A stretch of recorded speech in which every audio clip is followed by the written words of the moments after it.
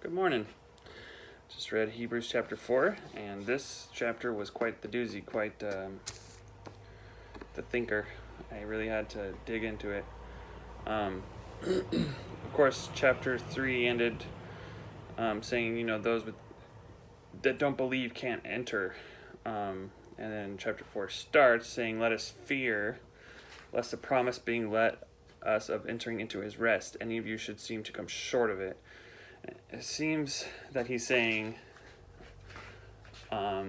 if you don't have fear of the Lord and you don't have faith, because verse 2 talks about faith, you're not gonna get into heaven. That's his place of rest.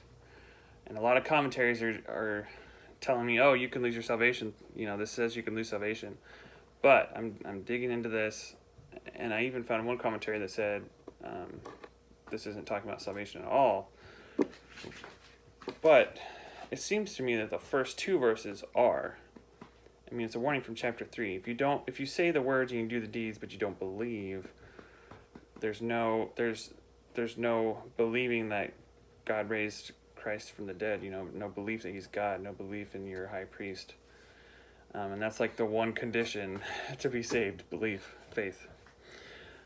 So I could see, like, if you preached the gospel but you didn't believe it, you're not going to get there. That's your initial salvation, though, it seems to me that this is talking about. And then it keeps going a bit further, and it talks about rest, talking about works. Verse 9, there remaineth therefore a rest to the people of God.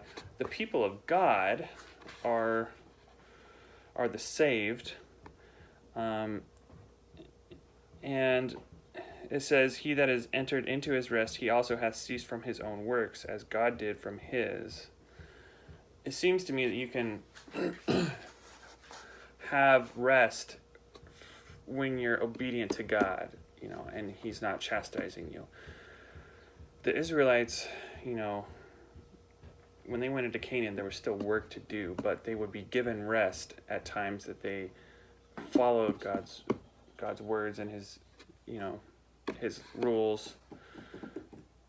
And when they were in unbelief and rebelling, they were still his people. They were still chosen. They were still the people of God, but they were not in rest at all.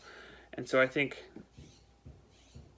there is a rest we can have on this earth. And in the place again, if they shall enter into my rest, it says, it remained that some must enter therein, and they to whom it was first preached entered not in because of unbelief. So if you didn't enter when you heard it first, there was unbelief.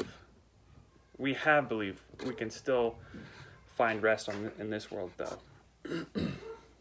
I think that's what chapter 4 is talking about. It goes on to talk about God's word and how it's a two-edged sword, and it pierces and divides the soul and discerns thoughts and intents of the heart. God's word can push you to do more. If you're not reading into his word, that's part of the work you have to do to find his rest. It's just important to stick with it and to be obedient, I think, is what chapter 4 is about.